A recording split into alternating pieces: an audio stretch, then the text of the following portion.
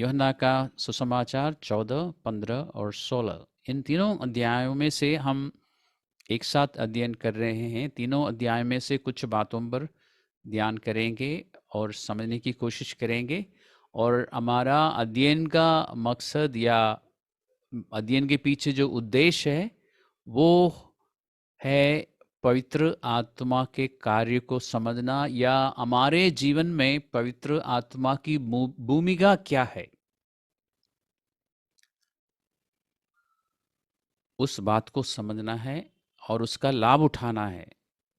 मैंने पिछले दिनों में बताया था कि पवित्र आत्मा चर्च के युग में या अनुग्रह के युग में चर्च का एडमिनिस्ट्रेटर है, या चर्च को चलाने वाला पवित्र आत्मा है। पिता और पुत्र जो भी काम कर रहा है वो पवित्र आत्मा के द्वारा कर रहा है। यानी पवित्र आत्मा को प्रभु ने ये जिम्मेदारी दी है कि विश्वासियों को संभाले, और विश्वासियों के द्वारा जाहिर है कि अगर वो एक एक विश्वासी के जीवन में काम कर रहा है तो उसका असर जो है कलीसिया में भी दिखाई देगा। तो जब हम इकट्ठा होते हैं तब भी, और जब हम इकट्ठा नहीं होते तब भी पवित्र आत्मा हम में कार्य करता है, और उसको पहचानना है, उसका लाभ उठाना है। अभी हम चलते हैं यूहन्ना का इसी अध्याय, कौन सा अध्याय में हम पिछली बार थे, आपको याद होगा 14, 15, 16, तीनों में से हमने कुछ कुछ बातों पर ध्यान दिया था। 15 का 26 में प्रभु यीशु मसीह ने कहा, जब पवित्र आत्मा आएगा जो कि सत्य का आत्मा है, वो मेरी गवाही देगा। और ध्यान रखिए, ये पवित्र आत्मा जो है सत्य का आत्मा है, और सत्य कौन है? यीशु मसीह है। सत्य क्या है? परमेश्वर का वचन है। तो इसलिए पवित्र आत्मा जो कुछ भी करेगा उसमें आपको, हम कह सकते हैं कि यीशु मसीह का सिग्नेचर दिखाई देगा और पवित्र शास्त्र की बातें दिखाई देगी। ये ध्यान रखना, क्योंकि वो सत्य का आत्मा है।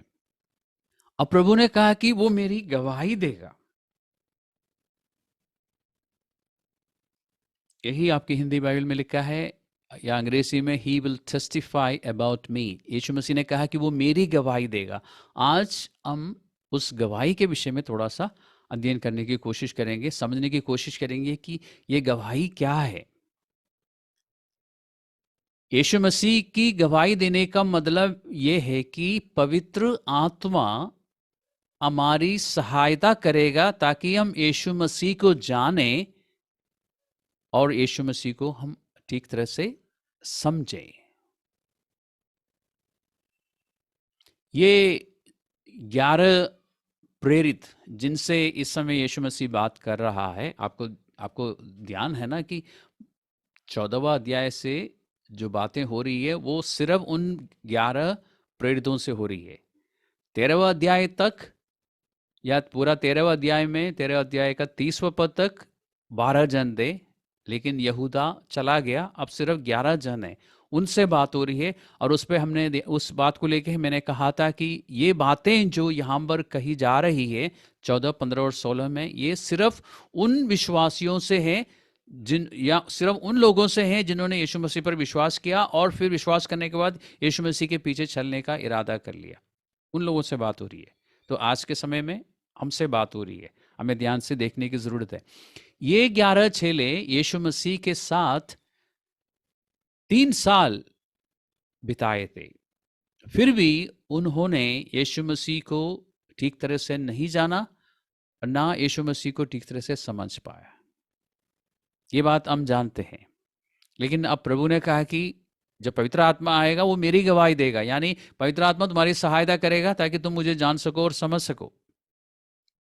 तो इससे हमें क्या पता चल जाता है कि यीशु मसीह को समझने के लिए, यीशु मसीह को पहचानने के लिए, पवित्र शास्त्र में एक जगह लिखा है ना, पतरस की पत्री में लिखा है, दूसरी पतरस में, कि परमेश्वर चाहता है कि हम उसके अनुग्रह में और उसकी पहचान में बढ़े। बल्कि लिखा है कि उसके अनुग्रह में और पहचान में बढ़ो, यानी वो एक आज्ञा है। तो कुछ भूमिका हमारी भी है, बाकी पवित्र आत्मा करेगा। तो ऐसा ही एक काम है यीशु मसीह की पहचान देना या यीशु मसीह की गवाही देना। यीशु पवित्र आत्मा के बिना हम यीशु मसीह को नहीं जान सकते, नहीं पहचान सकते। अब सवाल ये है कि यीशु मसीह की गवाही वो कैसे देता है। हमने इससे पहले के अध्ययन में ये सीखा है कि ये पवित्र आत्मा जो है हमें सिखाता है, हमें पवित्र शास्त्र की बातें याद दिलाता है और फिर वो सारे सत्य की ओर, या हिंदी बाइबल में सच्चाई लिखा है, सच्चाई की ओर ले जाता है। इस तरह वो यीशु मसीह की गवाही हमें देता है। इसके अलावा वो आने वाली बातों को लेके भी हमसे बात करता है। तो ये भी यीशु मसीह के विषय में हमें पहचान देने का या यीशु मसीह की एक सही पहचान देने का तरीका है। इन सारी बातें मिलकर यीशु मसीह की पहचान हो जाती है। इसमें हम और भी चर्चा करते हैं। अभी हम 15वां अध्याय में हैं, तो 15वां अध्याय का 5वां पद को देखिए। यहां पर यीशु मसीह ने कहा, अब ध्यान रखना, इस इधर इधर पिछले बार भी मैंने आपको बताया था कि यहां पर मुख्य विषय जो है पवित्र आत्मा है और पवित्र आत्मा का कार्य। इसलिए 14, 15 और 16 में जो भी बातें हो रही है उसको उस संदर्भ में ही समझना कि पवित्र आत्मा के काम को लेके हमारे जीवन में या पवित्र आत्मा की भूमिका हमारे जीवन में उसको लेके बात हो रही है। 15 का 5 में यीशु मसीह ने कहा, मैं दाखलता हूं। 15 के 1 में यीशु ने और स्पष्ट रूप से समझाया कि मैं सच्ची दाखलता हूं। लेकिन और वही बात चल रही है। 5वें पद में प्रभु ने कहा कि मैं दाखलता हूं, तुम डालियां हो। जो मुझ में बना रहता है और मैं उसमें, वे बहुत फल फलता है, क्योंकि मुझसे अलग होकर तुम कुछ भी नहीं कर सकते। पवित्र आत्मा हमारी सहायता करता है ताकि हम उस दाखलता में बने रहें, क्योंकि यीशु मसीह सच्ची दाखलता है और हम उस दाखलता की डालियां हैं। उसमें बने रहना जरूरी है। अगर हम उसमें बने रहेंगे तो हमें फल दिखाई देंगे, और इस कार्य में पवित्र आत्मा हमारी सहायता करता है। यानी हम प्रभु में और प्रभु हम में। इसका मतलब ये नहीं है कि अगर हम प्रभु में बने नहीं रहेंगे तो प्रभु हमें छोड़ देगा, क्योंकि प्रभु यीशु मसीह ने कहा है कि मैं तुम्हें कभी नहीं छोड़ूंगा। लेकिन प्रभु हमें दिखाई नहीं देगा, यानी दुनिया को पता नहीं चले कि हम प्रभु के लोग हैं, क्योंकि हम प्रभु में बने नहीं रहते। यानी हम अंग्रेजी में कह सकते हैं कि the lord will be invisible in our lives.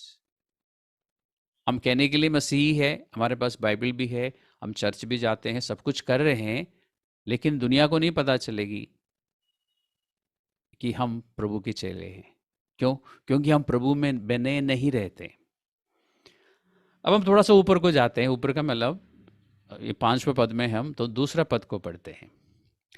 दूसरा पद में लिखा है, बल्कि मैं पहले पद से पढ़ लेता हूं तो थोड़ा सा कॉन्टेक्स्ट और साफ रीति से समझ आएगा। आप भी पहले पद से पढ़िए। सच्ची दाखलता मैं हूं और मेरा पिता किसान है। यीशु मसीह बात कर रहा है।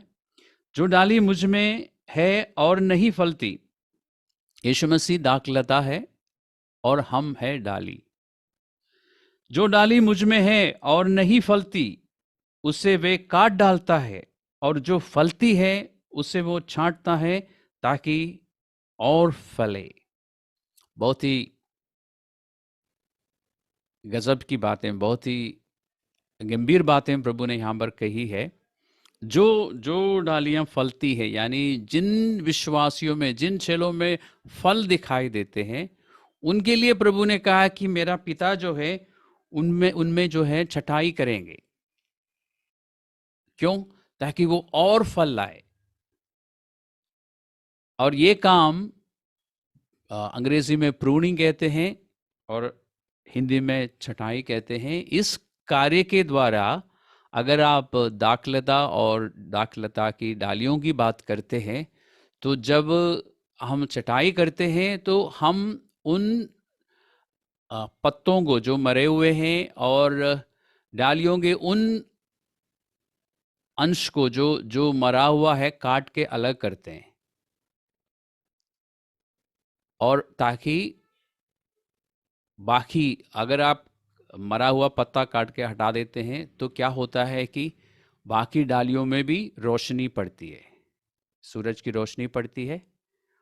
और एक और भी काम है कि उसमें अगर ओस है उन डालियों में तो वो जल्दी सूख जाती है। अगर डालियां सेहतमंद हो तो उसमें फलने के चांसेस ज़्यादा है। तो इस तरह प्रूनिंग या छटाई का काम होता है। और ये काम परमेश्वर पिता करता है, क्योंकि पिता किसान है। कार्य पिता कर रहा है, लेकिन किसके द्वारा करेगा? पवित्र आत्मा के द्वारा करेगा। और पवित्र आत्मा कैसे करेगा? हमें सिखाएगा, हमें पवित्र शास्त्र की बातें याद दिलाएगा, समझाएगा, और हमारी अपनी खुद की कमजोरियां हम पर जाहिर करेगा, और फिर हमारी मदद करेगा ताकि हम उन कमजोरियों से बाहर आ जाएं। अब मैं जानता हूं, मैं जब इसमें इस बात को लेके मनन कर रहा था तो मुझे ये बात समझ आई कि हम इंसान का जो लॉजिक है, उस लॉजिक के अनुसार जो डालियां फलती है उसको छेड़ना नहीं चाहिए। और हम लोग भी चाहेंगे ना कि जो हम अगर हम में कुछ फल है तो चाहिए ना, प्रभु को तो चाहिए कि हमें शाबाशी दे, है ना, हमारे पीठ पर तपतपाए, हमारी तारीफ करें, है ना। हम तो चाहते ही यही है, या कम से कम एक बार तो कहो ना कि मैं अच्छा कर रहा हूं। इतना तो बनता है ना।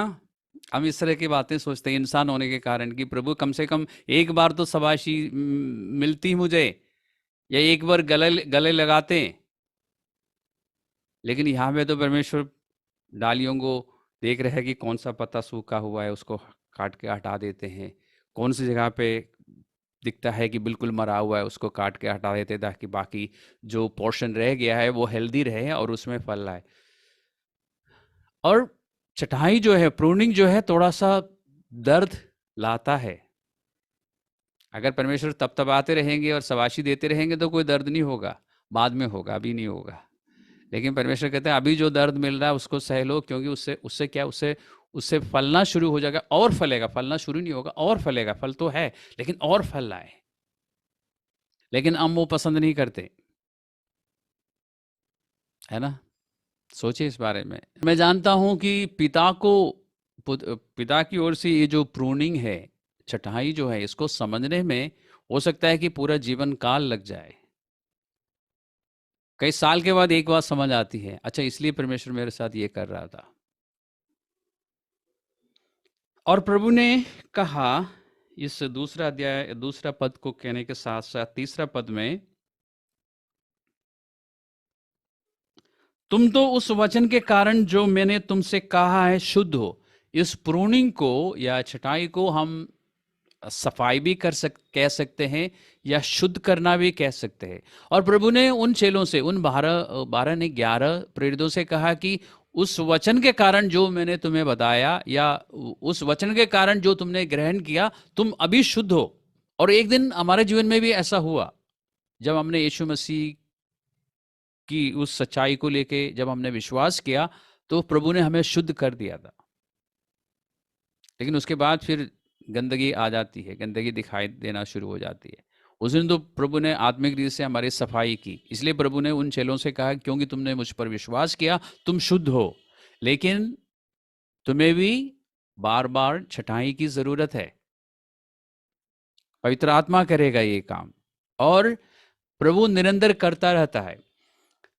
हम यूहन्ना में ही रुके रहेंगे, लेकिन जल्दी से एक छलांग मारते हैं और इफिसियों की पत्री में जाते हैं। इफिसियों की पत्री का 5वां अध्याय में, क्योंकि मैंने आपको बोला कि ये निरंतर होता है, यानी ये काम, छटाई का काम या सफाई का काम।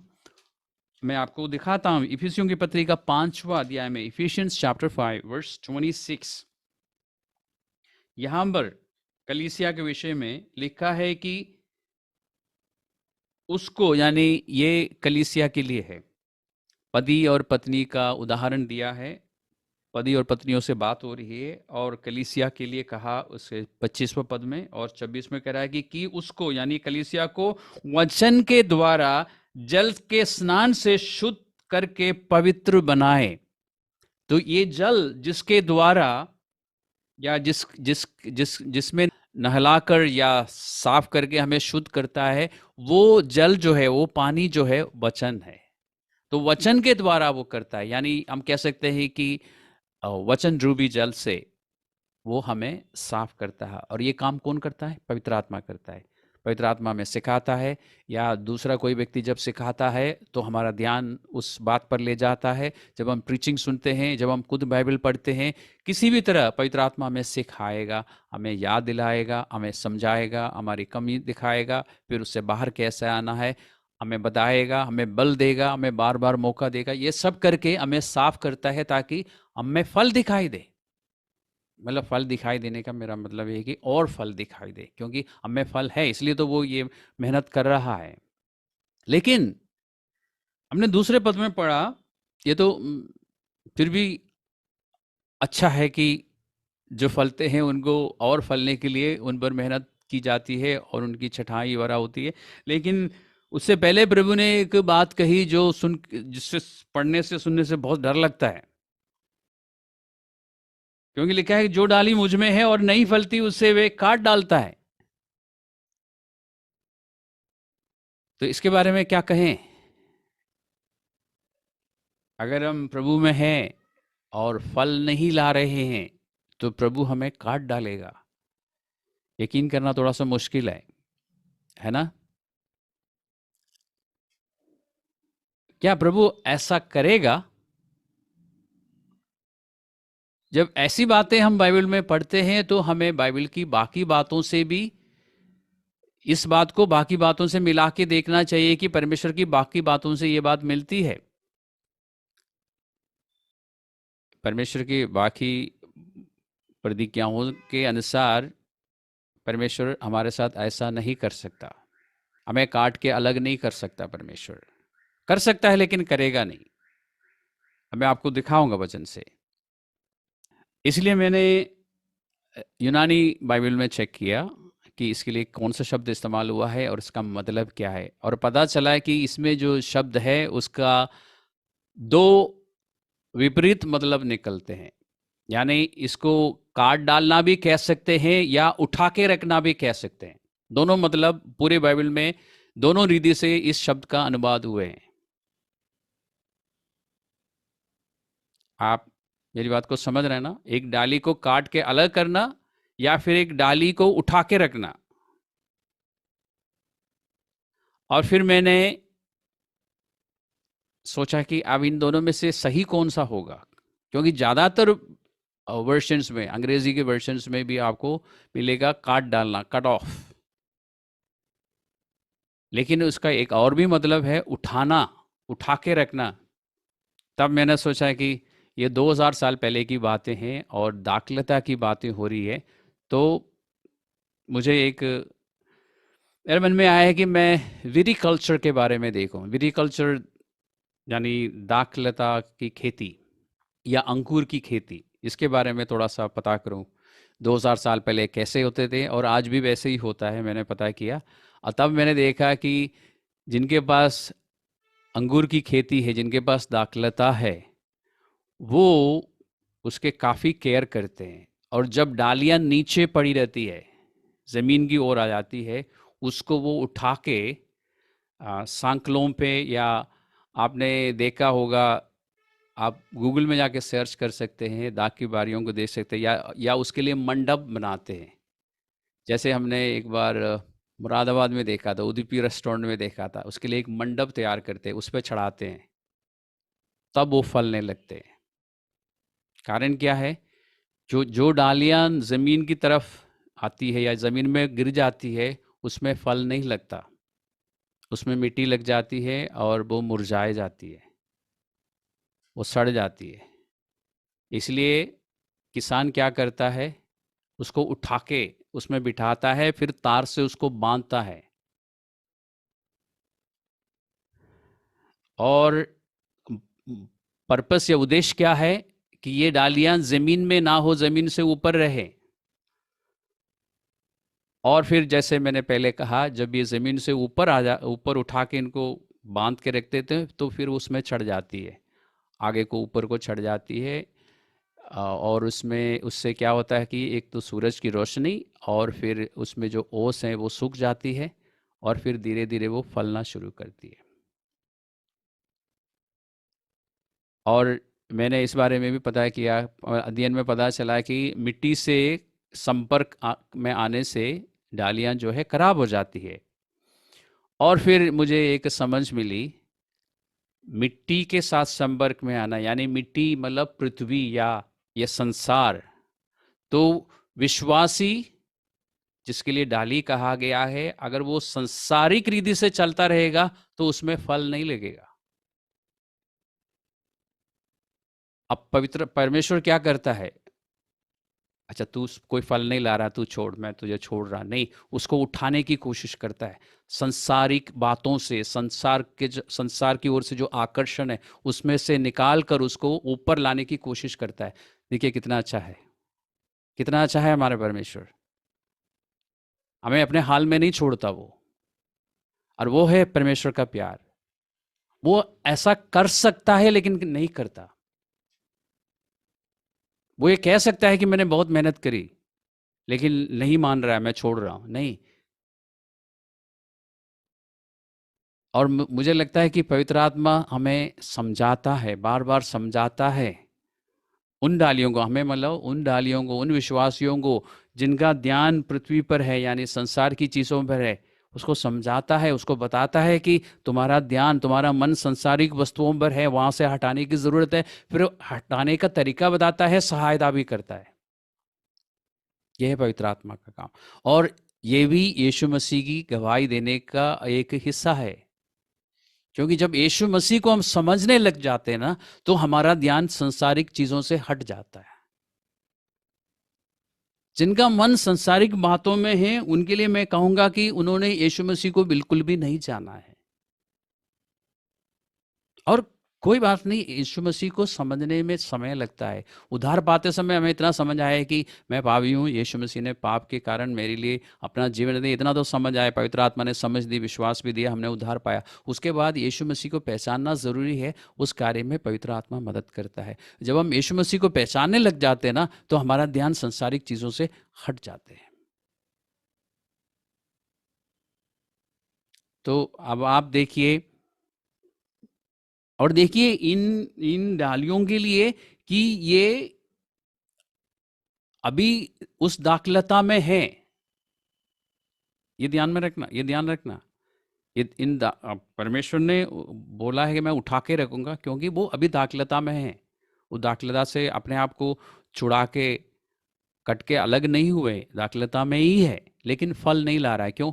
क्योंकि उनका पूरा हिस्सा जो है अभी दुनिया में है। उसको उठाना है, पवित्र आत्मा उठाता है, वचन के द्वारा, टीचिंग्स के द्वारा, लोग दूसरे विश्वासियों के द्वारा, समझाने के द्वारा। और इसमें थोड़ा सा दर्द होता है। टीचिंग्स, प्रीचिंग्स, बाइबल का अध्ययन या दूसरे विश्वासी लोग समझाता है या लीडर्स समझाते हैं, इसमें थोड़ा सा दर्द होता है। इब्रानियों की पत्री का 12वां अध्याय में चलते हैं। मेरे लिए कहना काफ़ी नहीं कि दर्द होता है, मैं दिखा भी देता हूँ, क्योंकि जो बातें मैं बाइबल में से, जो बातें मैं बोलता हूँ, आपको देखने की ज़रूरत है यूं ही है कि नहीं।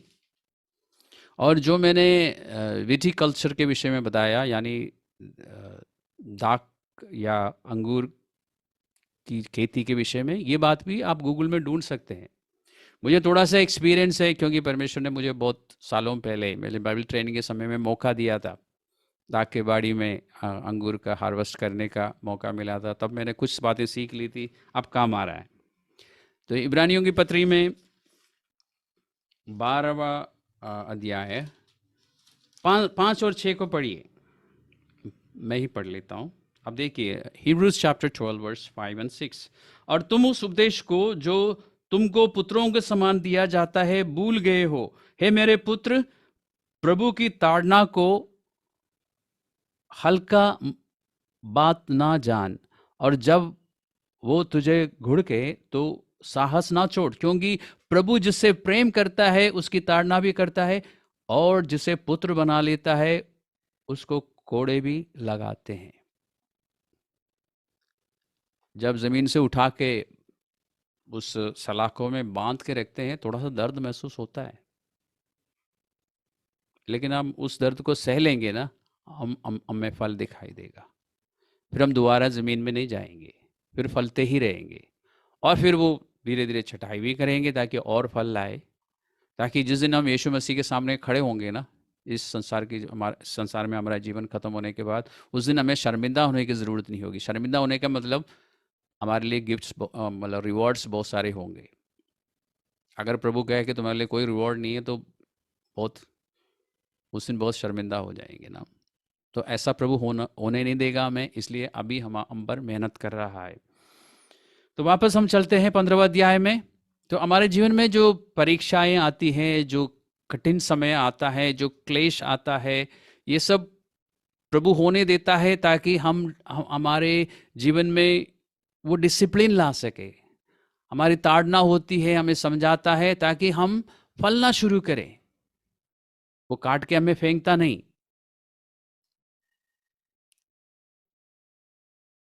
अब क्या ये जो मैं बता रहा हूं, ये जो काटने के विषय में जो मैं समझा रहा हूं, ये सही है?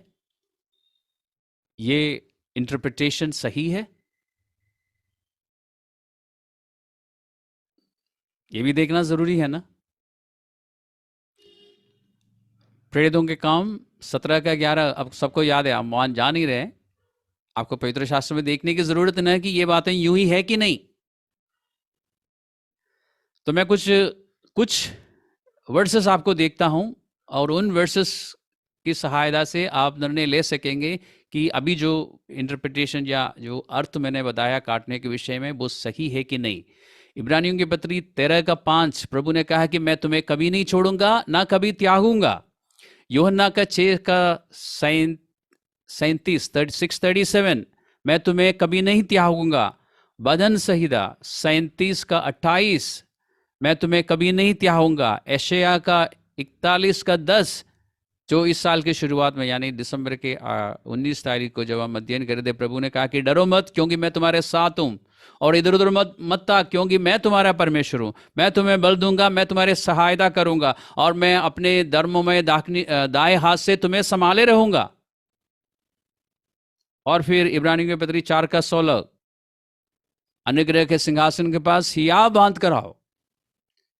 इन सब वर्सेस के आधार पर आप देखिए क्या मैंने जो अर्थ बताया वो सही है या गलत है। अगर आपको सही लगता है तो उसको आप ग्रहण कीजिए, अगर आपको सही नहीं लगता तो उसको साइड में रखिए। और भी बहुत सारे बाइबल में प्रभु की दी हुई प्रतिज्ञाएं और बातें भी है, जिसके आधार पर हम इस एक सही निर्णय ले सकते हैं कि इस शब्द का मतलब, ये जो काटना शब्द हम पढ़ रहे हैं, ये काटना है या उठा के रखना है। एक और बात है यहां पर ध्यान रखना, यीशु मसीह उन प्रेरितों से, उन चेलों से बात कर रहा है जिन्होंने यीशु मसीह को मान लिया और यीशु मसीह के पीछे चलने के इरादे किया। यानी उन 11 प्रेरितों से बात हो रही है, और आज हमसे बात हो रही है, हम सबसे जो पढ़ रहे हैं, जो समझने की कोशिश कर रहे हैं। यीशु मसीह ने उनको कहा 15 के 1 में। अब मुझे लगता नहीं कि हम ज़्यादा आज अध्ययन कर पाएंगे। आज मैंने आपसे पूछा भी नहीं कि आपको क्या क्या समझ आया, मैं पूछूंगा अभी, तो आपको आज बाद में समय दे रहा हूँ, पहले मैं बता रहा हूँ। 15 का 1 में प्रभु ने कहा कि मैं सच्ची दाखलता हूं और तुम डालियां हो। और बाइबल का अध्ययन करते हुए मैंने क्लास में भी सिखाया कि हमेशा ध्यान रखना चाहिए बात किससे हो रही है, कहां पर हो रही है, किस समय हो रही है, तब हमें सही अर्थ समझ आएगा। फिर हम उसमें जो सिद्धांत है या उसमें जो बात बताई जा रही है उसको हम अपने जीवन में आज के युग में अप्लाई कर सकते हैं। ये बातें 2000 साल पहले की गई थी, उन लोगों से की गई थी जो इस्राएली थे। ध्यान रखिए, ये सारे के सारे इस्राएली थे जिनसे यीशु मसीह बात कर रहा है। और प्रभु ने कहा कि सच्ची दाखलता मैं हूं। पुरानी वाचा में यानी पुराने नियम में इस्राएल को, ध्यान से सुनिए, इस्राएल को परमेश्वर ने कहा कि वो मेरी दाखलता है। यशायाह का पुस्तक 5वां अध्याय 1 से लेके 7 तक पढ़िए, भजन 80 को पढ़िए, उसमें पूरा इस बारे में चर्चा है। यिर्मयाह का दूसरा अध्याय का दूसरा पद को देखिए। इन सब जगहों में और भी है, मैंने आपको सिर्फ 3 उदाहरण दिए। 2 या 3 गवाहों के सामने सारी बातें हमें पूरा कर लेना चाहिए। तो मैंने 3 उदाहरण आपको दिए। इन उदाहरणों को देखिए। Isaiah chapter 5 verse 1 to 7, Psalm 80 and Jeremiah 2:2। Israel को परमेश्वर ने पुराने नियम में दाखलता कहा है, और फिर नया नियम में भी आपको लूका का सुसमाचार में, मत्ती के सुसमाचार में परमेश्वर ने उदाहरण दिए। दाख की बाड़ी को लेकर जो बात की है वो इसराइल के लिए है। कहने का मतलब यीशु मसीह कह रहा है कि देखो, अब से मैं दाख लेता हूं। पहले इसराइल दाख लेता था, तुम्हारी पहचान इसराइल के साथ थी, तुम इसराइल के वंशज हो, तुम्हारी पहचान आज तक इसराइल के साथ रही, तुम्हारी जड़ जो है इसराइल में रही। लेकिन अब से मैं दाख लेता हूं, तुम्हारी जड़ मुझ में होनी चाहिए, तुम्हारी पहचान मुझ में है। क्योंकि नई वाचा में हमारी पहचान बदल जाती है। अब से ये चेले, ये प्रेरित इसराइली नहीं कहलाए जाएंगे, अब से ये मसीही कहलाए जाएंगे, यीशु मसीह के चेले कहलाए जाएंगे। उनकी जड़ जो है मसीह के साथ है। और हमें ये समझना ज़रूरी है। जब तक हम ये नहीं जब तक इस बात को हम नहीं समझेंगे, हमें फल नहीं लग सकते। हम उस दाखलता में जुड़े हुए रहेंगे, लेकिन फल नहीं ला सकेंगे जब तक हम इस बात को नहीं पहचानेंगे कि हमारी अब की जो पहचान है, अब से जो पहचान है, यानी जब से प्रभु में हमने विश्वास किया, उस समय से लेके हमारी पहचान बदल गई। अब हम यीशु मसीह के हैं, हमारी जड़ यीशु मसीह में है, पुरानी बातें खत्म हो गई। कुरिन्थियों की दूसरी पत्रिका 5वां अध्याय, आपको याद होगा। अब हम नई सृष्टि है, पुरानी बातें खत्म। जब तक हम पुरानी बातों में फंसे रहेंगे, हम फल नहीं ला सकते। इन चेलों के लिए जो इसराइल के थे, इसराइली थे, जब तक वे लोग इसराइली बन के रहते, वो फल नहीं ला सकते थे।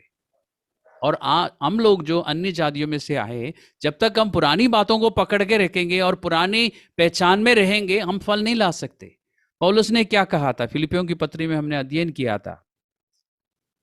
फिलिपियों की पत्री में पौलुस ने कहा कि जो कुछ मेरा लाभ का था, मैंने उसे क्या कूड़ा और करकट समझा।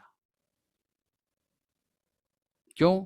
अब मुझे एक नई पहचान मिली है। मेरा एजुकेशनल क्वालिफिकेशन, मेरा फाइनेंशियल बैकग्राउंड, मेरे जीवन में जो भी क्रेडेंशियल्स थे, मेरा फैमिली बैकग्राउंड, ये सब कुछ मैंने पीछे कर दिया। क्योंकि मेरी पहचान उन चीज़ों में नहीं है। पहले मेरी पहचान उसमें थी, जब तक मैं मसीहा को नहीं जानता था। लेकिन जब मैं मसीह में आ गया, तो मेरी नई पहचान है, मैं उसमें बना रहूंगा। मेरी जड़ प्रभु यीशु मसीह में होनी चाहिए। अगर है तो फल हम यीशु मसीह के साथ जुड़े हुए जरूर है, लेकिन क्या हमारे सोच में, हमारे विचारों में, क्या हमारी जड़ उसमें है? अगर है तो फल आएंगे, और फिर प्रभु और मेहनत करेगा ताकि और फलवंत हम हो जाए।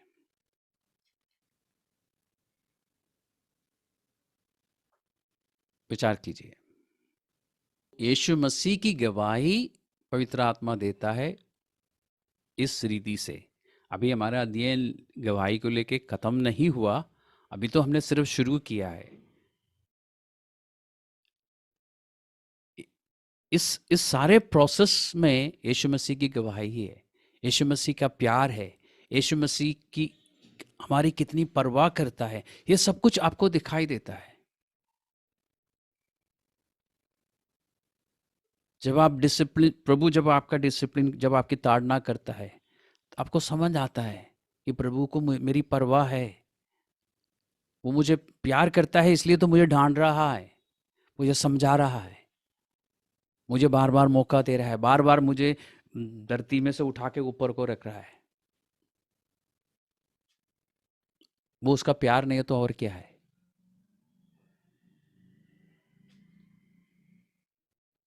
यह है यीशु मसीह की गवाही, पार्ट 1।